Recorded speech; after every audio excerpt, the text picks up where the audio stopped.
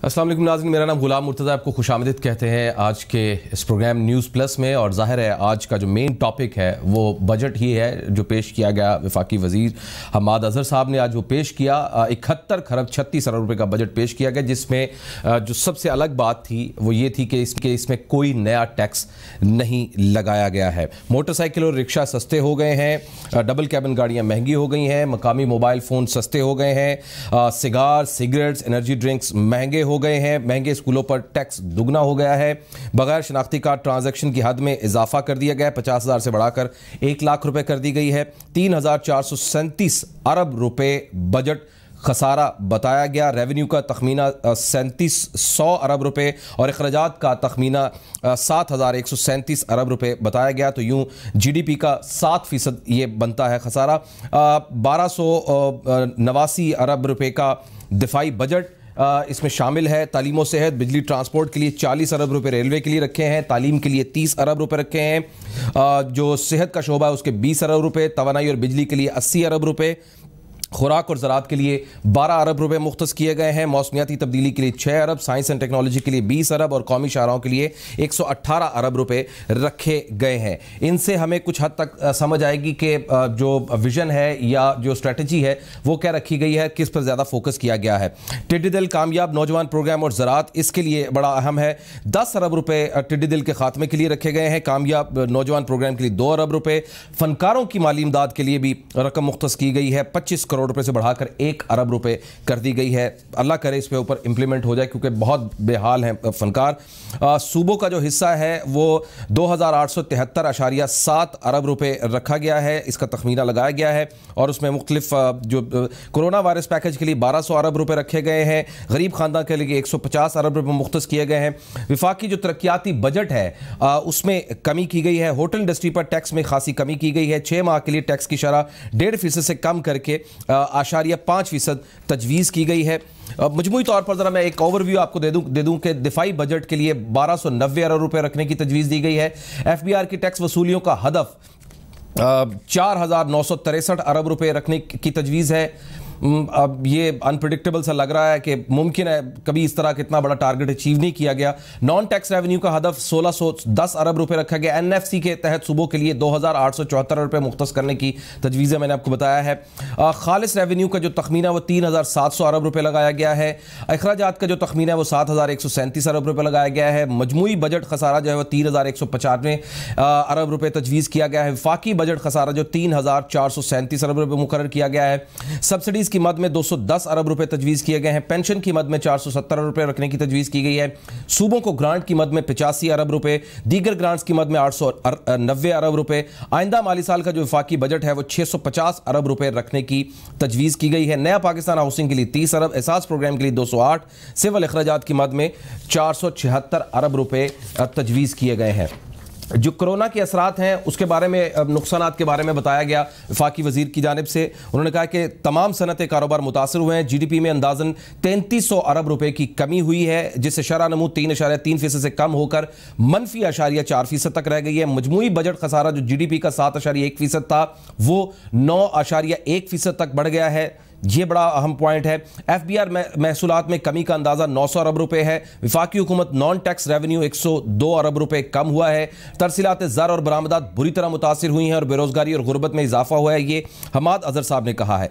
साथ ही साथ उन्होंने कहा कि रिलीफ पैकेज 1200 अरब रुपए से ज़्यादा का रिलीफ पैकेज है। मजमूई तौर पर 875 अरब रुपए की रकम विफाकी बजट से फ्राहम की गई है। तिब्बी आलात की खरीदारी, हिफाजती लिबास शोबे, तिब्बी शोबे के लिए 75 अरब रुपए मुख्तस किए गए हैं। 150 अरब रुपए 1 करोड़ 60 लाख कमज़ोर और गरीब खानदानों और पनागाह के लिए मुख्तस किए गए हैं, जिसके बारे में खुद हमाद साहब कह रहे हैं पाकिस्तान की तारीख का सबसे बड़ा प्रोग्राम है। 200 अरब रुपए उजरत कमाने वाले मजदूरों, कैश मुलाजमीन और कैश ट्रांसफर के लिए मुख्तस किए गए हैं। 50 अरब रुपए यूटिलिटी स्टोर्स पर रियायती निर्खों पर अशिया की फराहमी के लिए मुख्तस किए गए हैं। 100 अरब रुपए FBR और वजारत तजारत के लिए मुख्तस किए गए हैं ताकि वो बरामद कुनंदगान को रीफंड का इजरा कर सके। अल्लाह करे ये हो जाए। 100 अरब रुपए बिजली और गैस के मौखर शुदा जो बिल हैं उसके लिए मुख्तस किए गए हैं।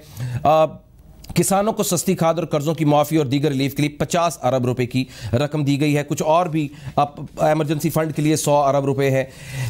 इसी तरह जो मजमूई खद्दोखाल है वो मेरा हुकूमती आमदन और अखराजात का जो खसारा वो मैंने आपको बताया। एहसास प्रोग्राम सब्सिडीज़ हायर एजुकेशन के लिए बताया है कि 64 अरब रुपए रखे गए हैं, 60 अरब से बढ़ाकर। तामीराती शोबे के लिए इस पर भी हम बात करेंगे, 30 अरब रुपए फ्राहम किए गए हैं।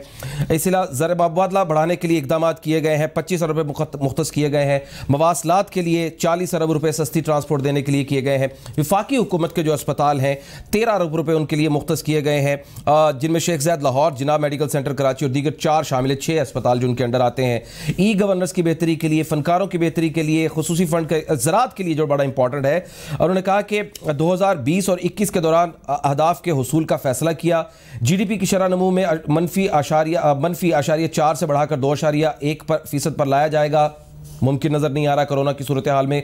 करंट अकाउंट खसारे को 4.4% तक महदूद रखा जाएगा। महंगाई को 9.1% से कम करके 6.5% तक लाया जाएगा। कैसे लाया जाएगा समझ से बाहर है। बराह रास्त बैरूनी सरमायाकारी 25% बढ़ाई जाएगी। फिर PSDP ये बहुत इंपॉर्टेंट है, उसके लिए 650 अरब रुपये मुख्तस किए गए हैं।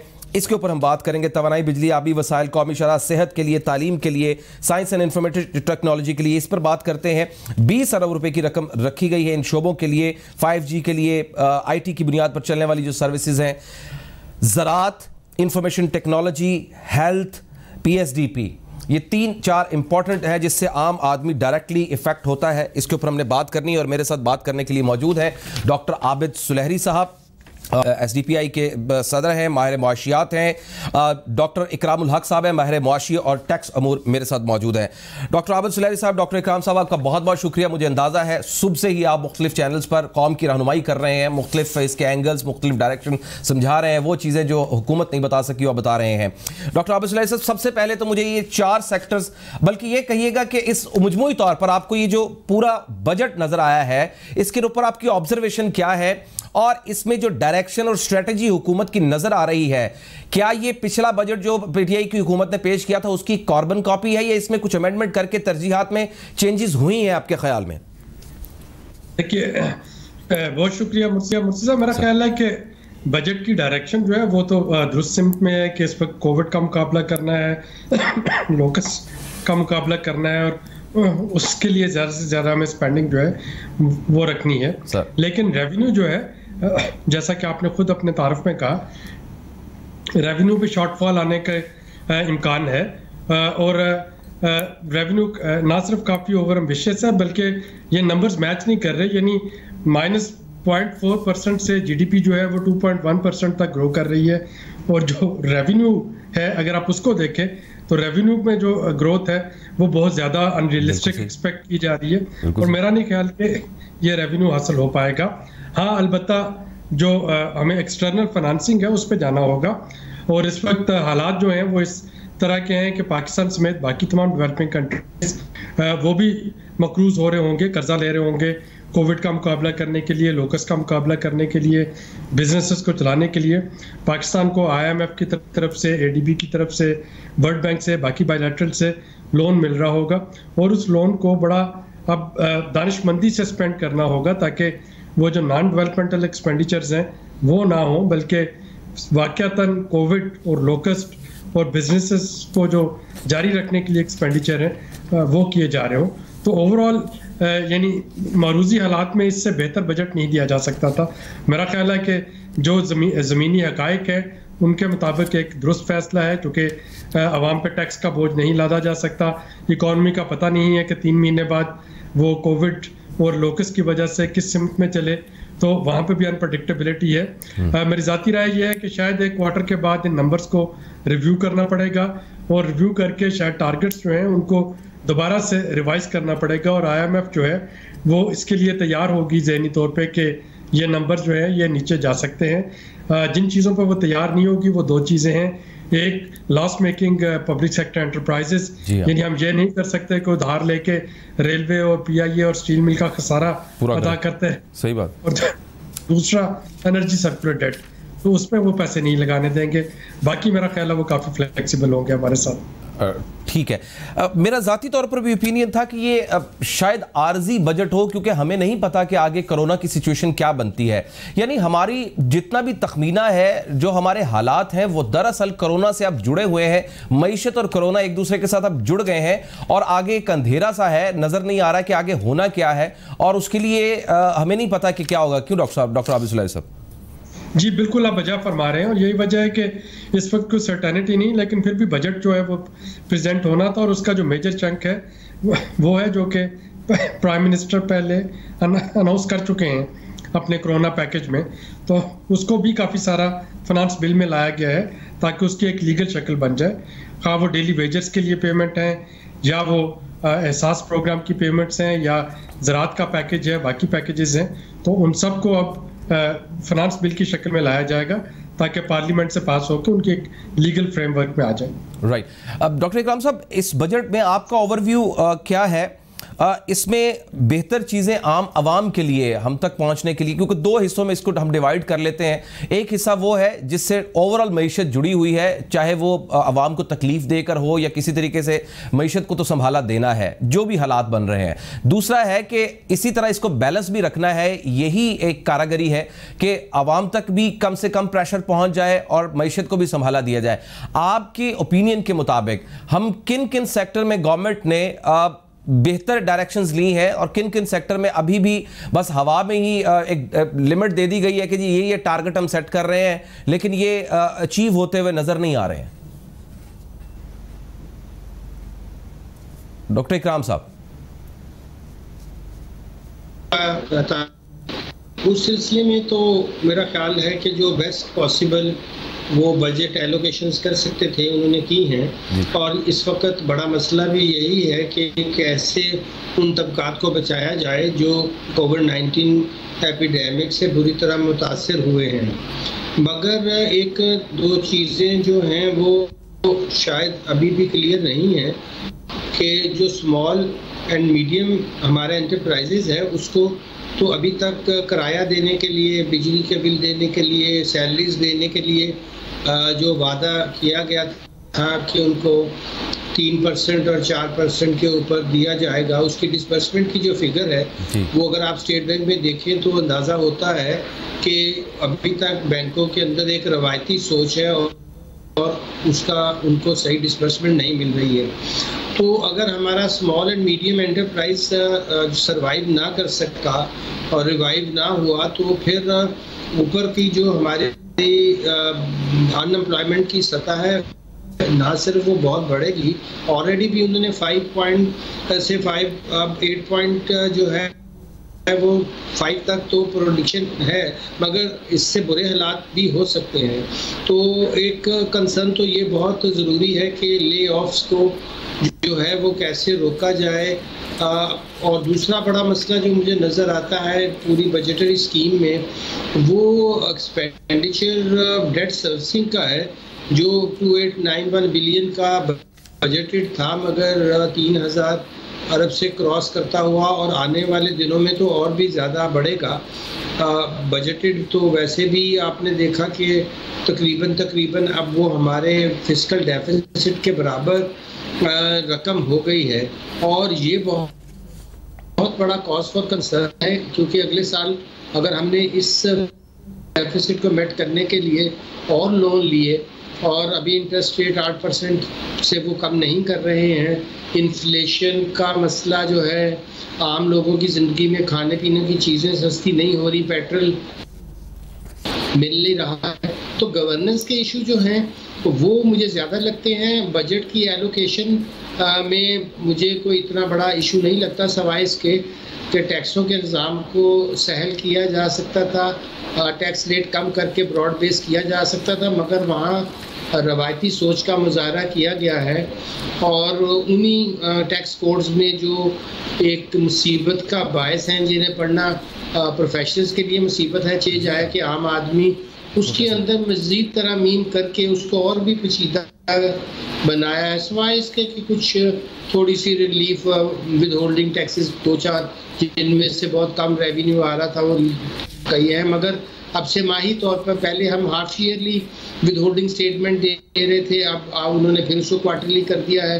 तो उससे जो हमारा ईज ऑफ डूइंग बिजनेस का वर्ल्ड बैंक का इंडेक्स है उसमें भी हमें कम से कम रेवेन्यू वाले पोर्शन में हम पीछे जाएंगे। तो जो रिटेलर्स को हम ल्योर कर सकते थे कि वो अपने सही टर्नओवर दिखा दें मगर कम सेल टैक्स रेट पर चले जाएं, ग्रॉस रिसीट्स तो कम से कम हम उनकी कैप्चर कर सकें, वो भी नहीं किया। अब 50,000 से 1 लाख कर दी है उनकी NIC जो लेना है उन्होंने परचेजर से। अब परचेजर से NIC लेने की मुझे लॉजिक समझ इसलिए नहीं आती है कि यूजुअली पूरी दुनिया में आप सेल की चेन को अगर एंड तक ले लेते हैं तो फिर जो एंड यूज़र है जिसने पूरा सेल टैक्स देना है उसको आपने कैप्चर करके क्या करना है। तो ये थोड़े से मसाइल मैं समझता हूँ कि कुछ पॉलिसी लेवल के ऊपर डिस्टॉर्शंस हैं जो इकोनॉमी में फिर अल्टीमेटली जाकर बहुत ज़्यादा डिस्टॉर्शंस पैदा करती हैं। ग्रोथ ओरिएंटेड हमारा टैक्स सिस्टम कभी भी नहीं रहा। अगर हम इस वक्त रिवाइवल एंड ग्रोथ नहीं करेंगे तो और टैक्सेस का जो इतना एम्बिशियस बजट रखा है, जैसा अभी डॉक्टर आबिस लहरी साहब ने भी फरमाया, जिसकी के भी कुछ इरेशनल भी है और अनरीजनेबल भी है, तो और मुसीबत में पड़ेंगे। क्योंकि जब रेवेन्यू ओवरस्टेट हो जाता है तो फिर आगे जाकर सारी चीज़ें ख़राब होती हैं। उसकी वजह यह है कि सूबों ने भी उसी के ऊपर अपना जो डिविजिबल पूल में से हिस्सा है उसको काउंट फॉर करना होता है और आपकी भी सारी कैलकुलेशन उस रेवेन्यू बेस पे है। क्योंकि जो नॉन टैक्स रेवेन्यू तो अभी भी 1600 पता नहीं उसकी तफसीलात भी वो मिलेंगे कि नहीं मिलेंगे। प्राइवेटाइजेशन इस वक्त माहौल नहीं है, तो मुझे थोड़ा सा रिसीट साइड पर लगता है कि गवर्नमेंट इतनी प्रूडेंट नहीं है। राइट। इसमें इकराम साहब एक और सवाल, हम GDP का जो हम टारगेट सेट करते हैं वो मैं 2012 से देख रहा था, 2012 से बल्कि मैं बिल्कुल देख रहा था 2008 से, एक भी टारगेट आज तक पूरा नहीं हुआ है जो GDP की रेशो रखी जाती है। क्या ये मतलब एस्टिमेटेड होता है या ग्राउंड रियलिटीज हमें ऐसा नहीं करने देती? मतलब गुज़श्ता 2 दिहाइयों से भी किसी एक वक्त में भी हमने नहीं देखा कि GDP के जो टारगेट सेट किया जाता है उसको पूरा किया जाए। ये दोनों चीज़ों में दरअसल जो हमारे रेवेन्यू फिक्सेशन है और जो हमारी GDP ग्रोथ है, एंड पर जाकर मुझे यूँ लगता है कि जो रेवेन्यू को टारगेट मिल जाता है वो फिर हमारी ग्रोथ पे उसकी बड़ा नेगेटिव इम्पैक्ट आता है। क्योंकि टैक्सेस एक तो इम्पोर्ट स्टेज पर इतने हाई हैं कि वो आपकी ग्रोथ को स्लो करते भी हैं, और दूसरा एक फैक्टर ये भी हो सकता है GDP की सही मेजरमेंट का नहीं कि बहुत सा जो हमारा हिस्सा है जो गुड्स आती हैं बाहर से वो सिस्टम से बाहर रहती हैं, और जब वो पूरे सिस्टम से बाहर रहती हैं तो मुझे पता तो नहीं डॉक्टर आबिस लहरी साहब के इंस्टीट्यूट ने या पाइड ने या किसी और यूनिवर्सिटी ने हालिया दिनों में पैरेलल और अनडॉक्यूमेंटेड इकोनॉमी वर्सेस जो हमारी रिपोर्टेड GDP है इसके बारे में कोई ठोस एनालिसिस किया हो। मगर मैं कुछ काफ़ी मार्केट्स में जाना, होलसेल वालों से मिलना, उनसे पूछना, तो वो मुझे ये अंदाज़ा होता है कि एक बहुत बड़ा माल, चाहे वो अफगान ट्रांजिट ट्रेड का वापस आ जाता हो, स्मगल्ड हो या अनडिक्लेयर्ड हमारी फैक्ट्रियों से माल निकलता है, उसकी भी बहुत बड़ा क्वांटम है और वो रेवेन्यू लीकेज की तरफ इशारा तो करता ही है, साथ में हमारी GDP की सही मेजरमेंट को भी मेरा ख्याल है डिस्टॉर्ट करता है। तो इसके ऊपर ज़रा सीरियस जो रिसर्चर्स हैं, एकेडमिशियंस हैं, उनको ज़रा काम करना चाहिए कि हम कहाँ पे गलती कर रहे हैं। Very good point bro. हम सब इस पर कोई रिस्पॉन्ड करेंगे? आप को इसके ऊपर काम हुआ किसी और जगह पर? इसके साथ साथ ज़रा ज़राअत सेक्टर को ज़रा छेड़ लीजिएगा। ज़राअत में हमारी अचीवमेंट्स और ज़राअत के ऊपर हमारा फोकस, क्योंकि उसी के साथ हमारा एग्रीकल्चर, चूंकि हमारी इकोनॉमी एग्रीकल्चर हुआ करती थी, अब शायद ये अभी भी शायद इसी के ऊपर थोड़ा बहुत कोई डिपेंडेंसी है, लेकिन लोकस्ट का जो अटैक है उसके बाद फिर जो कॉटन क्रॉप्स है उसकी जो एकदम नीचे आई है, लोग कॉटन क्रॉप्स जो है वो बीज ही नहीं रहे हैं, उसके ऊपर बेल्स ही नहीं बन पा रही हैं, फिर उसका ताल्लुक फिर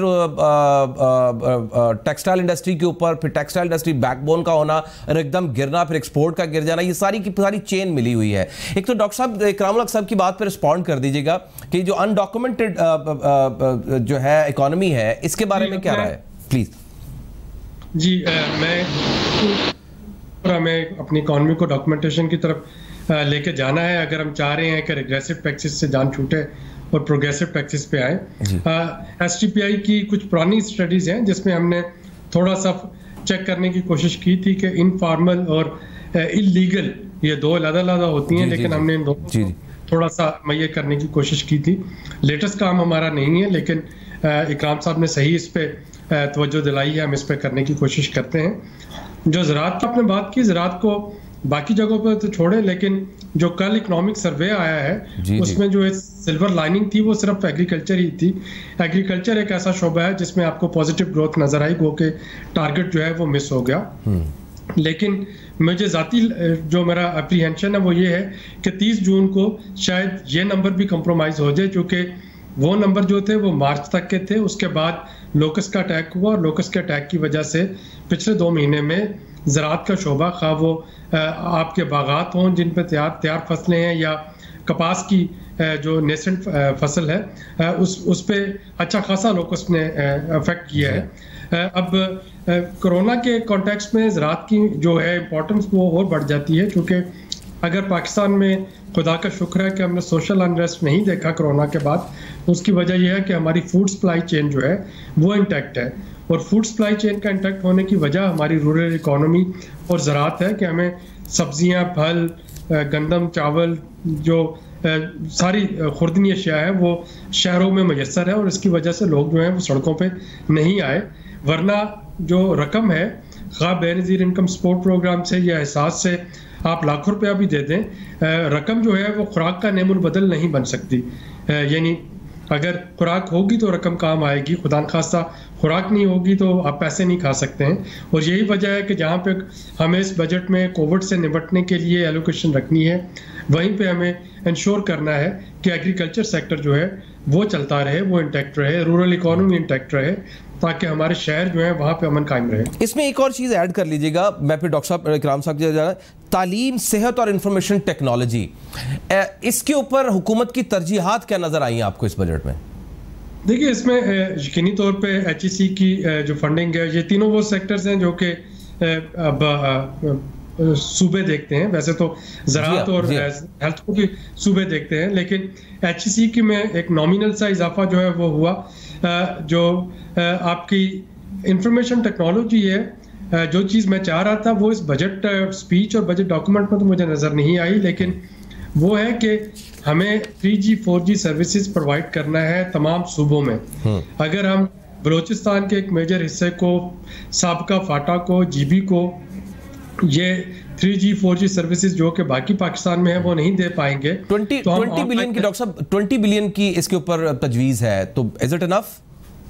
देखिए, यानी वो इट इज़ इनफ अगर ये उन जिन इजला की मैं बात कर रहा हूँ वहाँ पे भी स्पेंड हो, ताकि उन इजला को भी हम मेन स्ट्रीम में लेके आएँ। बिल्कुल सही। मुझे मालूम है वहाँ पे सिक्योरिटी इश्यूज हैं, और इन सिक्योरिटी इश्यूज की वजह से शायद हम उस तरीके का वहाँ पे ब्रॉडबैंड नहीं लेके जा सकते, लेकिन हमें चाइना से हेल्प हासिल करनी है। अगर चाइना जैसी कंट्रोल्ड इकोनॉमी और कंट्रोल्ड स्टेट वो अपने शहरियों को 5G देने जा रहे हैं, तो हमें अपने शहरियों को 3G 4G देना होगा, ताकि वो ऑनलाइन एजुकेशन हासिल कर सकें, ऑनलाइन बैंकिंग सर्विसेज से फ़ायदा उठा सके।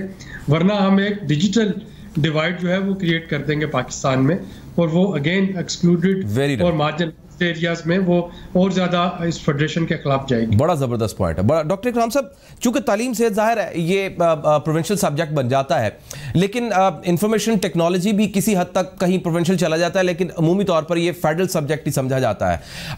इंफॉर्मेशन टेक्नोलॉजी के बाद इनोवेशंस, इंफॉर्मेशन टेक्नोलॉजी के साथ फिर टेक्नोलॉजी भी साथ जुड़ जाती है, आईटी भी साथ जुड़ जाती है, नई से नई टेक्नोलॉजीज, हमने मोबाइल मैन्युफैक्चरिंग या इक्विपमेंट मैन्युफैक्चरिंग या यहाँ पर न्यू गैजेट्स की तैयारी, ये हमारे पास नहीं होती है।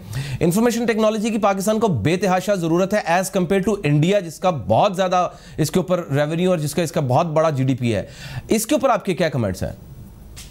ये पिछले दिनों इसके ऊपर एक तफसीली पेपर लिखा था हमने, जिसको फिर उसके अंदर ये सारे पहलू और जो डॉक्टर अताउर रहमान साहब के टास्क फोर्स बनी थी, जो उन्होंने शॉर्ट कमिंग्स बताई थी और जो उन्होंने इसके लिए रेमेडियल मेजर बताए थे, उन सब का जिक्र किया और इसमें एलोकेशन भी आई है। मगर डॉक्टर आबिद सलारी साहब सही फरमा रहे थे कि वो एरियाज जहां अभी इसकी रीच नहीं है, ये बहुत ज़रूरी है। और फिर हमें 5G की तरफ भी जाना, क्योंकि उसमें भी एक पहलू ये है कि ये सेक्टर भी हाईली ओवर टैक्स्ड रहा। अब आपने देखा कि 19.5% हमने GST ऑन सर्विसेज जो सूबे उनसे लेते हैं, पहले वफाक लेता था उनके बिहाफ पे।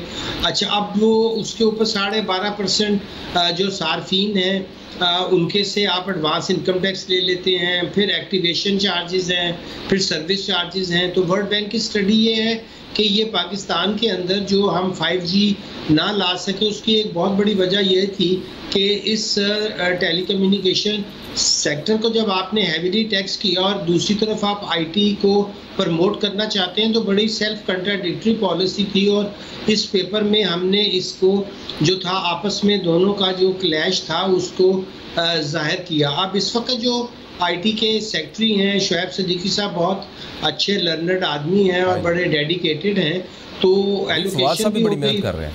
और यहाँ पे मैं अर्ज करूँगा और डॉक्टर आबिद सलारी साहब की बात को बढ़ाते हुए कि देखिए IT का इस्तेमाल तो इंडिया ने इवन अपनी जो एग्रीकल्चर थी उसमें बड़ा एक्सटेंसिव किया, और वो जो एक्सट्रैक्शन ले रहे थे शुगर केन से और उसके अंदर जो उन्होंने IT का इस्तेमाल किया, वो यहाँ भी हमारे यहाँ सवाए एक आध शायद मिल के किसी ने नहीं किया। मगर एग्रीकल्चर में तो मैं अर्ज करूँगा कि फूड सिक्योरिटी पहला इस वक्त, क्योंकि दुनिया में चैलेंज आएगा और बहुत से लोग फैमिन तक की जो है वो प्रेडिक्शन कर रहे हैं, तो हमें अल्लाह का शुक्र है कि, और दूसरा ये कि यहाँ हम कुछ एक्सपोर्टेबल सरप्लस भी बना सकते हैं। मैं अभी स्टडी देख रहा था और शायद मैं चाहूँगा कि आबिद सलारी साहब भी अहमद आसिफ शरीफ साहब से उनका काम ज़रा देखें, और मैं राब्ता भी उनको भेजूंगा उनका। उन्होंने बड़ा एक्सटेंसिवली फार्मर्स के साथ मिलके तो एक पैराडॉक्सिकल नेचुरल जो एग्रीकल्चर है जिसमें कोई पेस्टिसाइड नहीं है, उसमें किसी किस्म का इंसेक्टिसाइड नहीं है और कोई भी फर्टिलाइज़र नहीं है, वहाँ से वो 3-4 गुना ज़्यादा आउटपुट भी ले रहे हैं। और डॉक्टर साहब, आई गॉट योर पॉइंट। जो पॉइंट आप दोनों ने रेज किए हैं, मैं सारा दिन से ट्रांसमिशंस देख रहा हूं, मैंने ये पॉइंट्स नहीं सुने। डॉक्टर साहब ने शायद किसी एक आधे प्रोग्राम में इसको डिस्कस किया, खास तौर पर ये जो 5G टेक्नोलॉजी, इंफॉर्मेशन टेक्नोलॉजी के जो जिन सेक्टर्स की बात की है। बहुत बहुत शुक्रिया डॉक्टर आबिद सलारी साहब, अल्लाह पाक आपको शिफा दे। पूरी कौम आपके लिए दुआ गो है, अल्लाह पाक जल्दी से जल्दी आपको कवर करे। कोविड-19 के पेशेंट बने हुए हैं और फिर भी सांस भी उखड़ रहा है, लेकिन फिर भी कौम की खिदमत कर रहे हैं डायरेक्शन में। डॉक्टर इकराम साहब, आपका बहुत बहुत शुक्रिया, अल्लाह पाक आपको हिफ्ज़-ओ-मान में रखे। इस को आप एसेट्स हैं इस कौम का, ब्रिलियंट ब्रेन है पाकिस्तान के। बहुत बहुत शुक्रिया आप दोनों का, बहुत बहुत शुक्रिया सर। एक ब्रेक लेते हैं और ब्रेक के बाद फिर जरा कंस्ट्रक्शन सेक्टर और जो टेक्सटाइल सेक्टर है इसकी जरा फोकस करते हैं इन दोनों के ऊपर, क्योंकि इनका दोनों का बहुत बड़ा मेजर रोल है पाकिस्तान की इकोनॉमी के लिए। वहां एक्सपोर्ट है, यहां पर पाकिस्तान के अंदर ग्रोथ है। एक ब्रेक के बाद उस पर बात करते हैं।